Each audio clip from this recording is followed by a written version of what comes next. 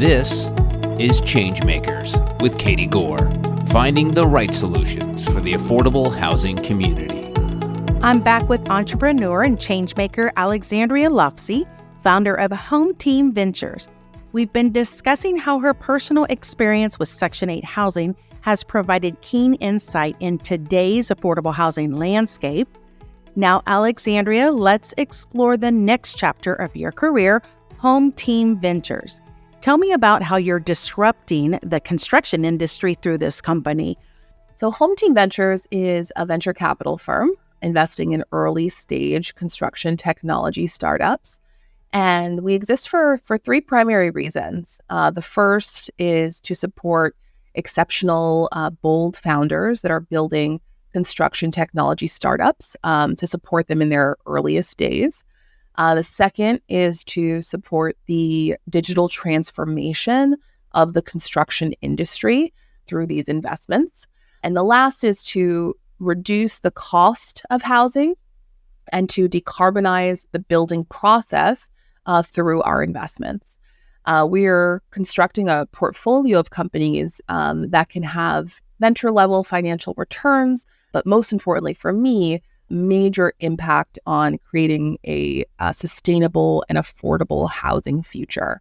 Nuts and bolts, we write checks ranging from $500,000 to $1 million into these founders before they have product market fit.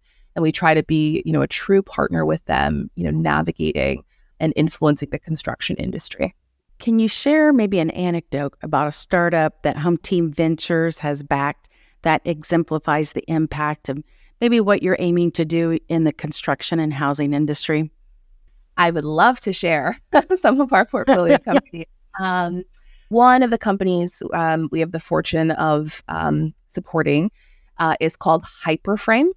So it is a steel framing system that snaps together and can be installed 15 times faster than traditional steel framing.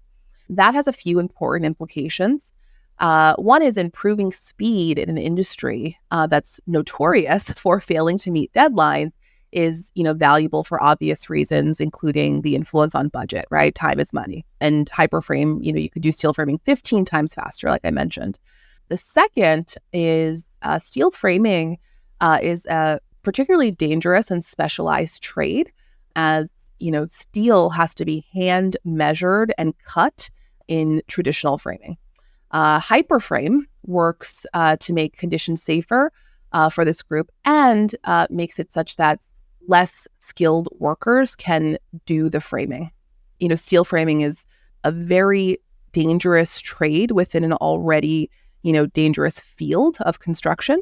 And because you have to hand cut and measure pieces of steel, with Hyperframe, you don't have to do any of that hand cutting and measuring, making the workplace safer for these folks. There's also a emergency level labor shortage in construction that influences costs, that influences timelines, particularly in the specialized trades. So Hyperframe opens the aperture of workers that can do this job. It doesn't have to be very highly skilled, experienced labor. And that's also very helpful for schedules and bottom lines. And the final thing I'll say, Katie, is, sustainability and thinking about that is really important for construction. And while Hyperframe doesn't have a direct focus on sustainability, there's a lot of waste in the steel framing industry, right? Again, because you're hand cutting steel pieces, and those little bits are pieces of waste. That adds to the budget, and waste is horrible for obvious reasons. With Hyperframe, it's nearly zero waste. So, this company is helping improve speed, improve cost, improve workplace conditions, as well as, drastically decreasing waste. And I'm sure you've got better transport times too. So there's another ripple effect there. Totally. And that's what I really love. I mean, the companies that really excite me just have multiple layers of impact. And, across our portfolio, you'll see all of our companies address cost. And that's a big pillar for us because reducing cost is absolutely essential to making the math work for an affordable housing future. But very often, these startups in our portfolio are influencing, many other areas of impact, like future of work, like sustainability, et cetera. For several of our curious developers that listen to this podcast, I know they want me to ask you, can you mention another one? give us yet another example here. Absolutely. Another company, which was actually our first investment, is a company called Airworks, based in Boston. They are a geospatial intelligence company. So simply, they use off-the-shelf drones and their proprietary software to do land mapping and surveying in a matter of, hours or days versus the typical weeks or months that it takes to do land mapping. So this allows builders of housing and infrastructure to make better, quicker decisions on land purchasing, location, and it also lets them get started on projects much, much faster. Saves time, saves money, which is what we're optimizing for at Hometeam Ventures. This investment actually came off the back of my own experience. I was, working on acquiring and, understanding the topography of a really big piece of land in Haiti. And, we had local civil engineers and land mappers trying to get us the right coordinates and, dimensions and topographical aspects of the land. It wasn't working. We sent people, from other countries to come in and try to help us understand the land. We were getting different numbers from everyone. It got so bad that I had to fly from San Francisco to Haiti to, get onto the job site to try to, understand what was going wrong.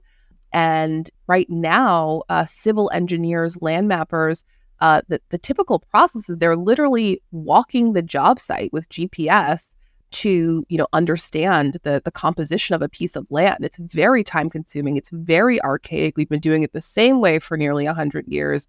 And Airworks completely changes that, saving so much time, so much money, so much headache. That's another example. And I'll just say, because of my firsthand experience as a builder, I know and have felt many of the pain points of probably many of your listeners along the construction value chain that are the biggest headaches for the industry.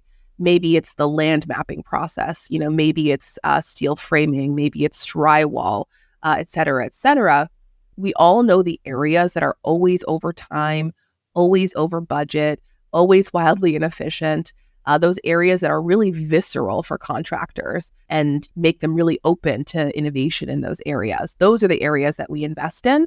And I think that savings in time and money in those areas will really add up and compound to get us to what we're aiming for, which is to use technology to make the math work for affordable and workforce housing projects. When so many people are talking about increasing the pace and supply of providing affordable housing, it's really encouraging to hear you talk about these technologies and these innovations that can come to the table to increase that pipeline and to move that process and add sustainability. Very impressive what you guys are doing. How do you see communities embrace some of this? Are they still trying to ramp up to speed, or are they welcoming you in to get more housing going? What's kind of the general welcoming approach to communities? Yeah, so the community that we, interact with the most, that we feel is highest leverage, are the actual builders. So, general contractors and subcontractors. We think that if we are able to get the right technology into their hands, they can do more with every dollar. They can make their job sites safer and therefore save, on insurance and other costs. They can amplify the output of their workforce. So one of the reasons why I thought it made sense to start a venture capital fund and, really focus on technology investments was because, I kept hearing over and over again from GCs a motivation and desire morally to build more affordable housing. Before I started the fund, I spoke to over 100 actors in the housing space, primarily developers, and many of them had a heart and a desire to build affordable housing. But again and again, they said the math just does not work. All of affordable housing in the US is done with government subsidies. And if you're not really good at getting those subsidies, you just can't build affordable housing.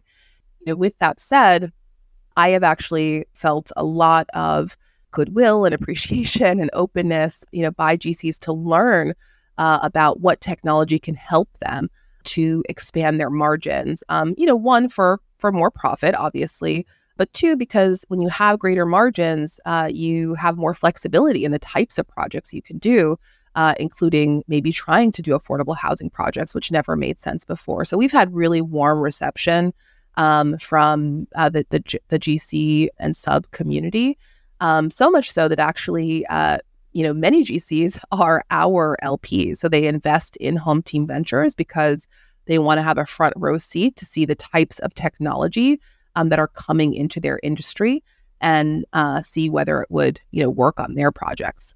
If you could share some more indicators, we talked about margin and we talked about, production and some of those real tangible types of things. What other metrics do you look at to track success for some of these startups? So we're really looking at two factors to assess whether our investment in a startup was successful. The first, of course, the business has to be viable and it has to grow. And so there we really, really focus on adoption. Are they able to, identify who their, target customer is? Do they actually want it? Is that customer able to, pay and also pay enough, to, make the business work given the costs of the business? So, one bucket is just, financial and, business growth and health. That's foundational. And then the second area for us, because while we are a venture fund, we do have, a mission aimed toward housing affordability, is the impact. So if one of our companies is, extremely successful from a revenue growth standpoint, but their technology is only putting, more money into the pockets of developers, that doesn't meet our, second bar of success, which is whether the technology can help get more affordable housing built. And so we really look at and actually really help facilitate the technologies that we invest in getting into the hands of affordable housing developers, because we know that when that happens, those aligned developers will use that technology and those savings to produce more housing output. So those are the two areas we look at: revenue and business health, and then secondarily impact on the affordable housing sector. You're describing a venture capital landscape that's really more inclusive and better supporting founders who are focused on other impacts, not just profit. And of course, being in the affordable housing industry, we like what you're saying so much. And, we want to find not just the technology piece, but we want to solve some of this affordable housing crisis as well. Is this just a full circle moment? I mean, I know the answer here for you personally to be able to be moving the needle on affordable housing. I am so fortunate. My experience initially with News Story, I got to watch so many families get the keys to their brand new home and see the, visceral emotions and what that meant for them. Because of that incredible experience, I became very, very obsessed with scale. I know from my personal experience what it means to have a home that is stable, to be able to lock your door, to be able to, go to the same school district, to feel safe, to have running hot water. Like I know what that feels like to have it and to not have it. And so, News Story for me was a chapter that showed, hey, I can do this for other people. Like I can help make it such that people all over the world, don't experience some of the things that I experienced and my family experienced. And then I think this second chapter in my career with Hometeam Ventures is, okay, it's time to really do this at scale, because there are over 1.6 billion people around the world who don't have adequate housing. That number is expected to be close to 3 billion by the end of this decade. And so to work on Hometeam Ventures, to invest in companies that I think will significantly decrease the cost of construction and increase the output of housing, this is my life's work. This is the work that I think can change that tide, so that we're going from 1.6 billion to a billion to, $500 million and decreasing that number versus just kind of feeling like we're helplessly watching it increase. Well, speaking of some of your other accolades, you won the 2018 Muhammad Ali Humanitarian Award, and you've been featured on several programs, CNN, New York Times, Wall Street Journal. I mention these because it seems like you've aligned your leadership experience, qualifications, and your technical grit to be able to accomplish this. So we are standing by supporting you. And I want to thank you so much for your time and joining us on this podcast and really support what you're doing here. Thank you so much, Katie. I really appreciate it. Thank you for having truly this platform.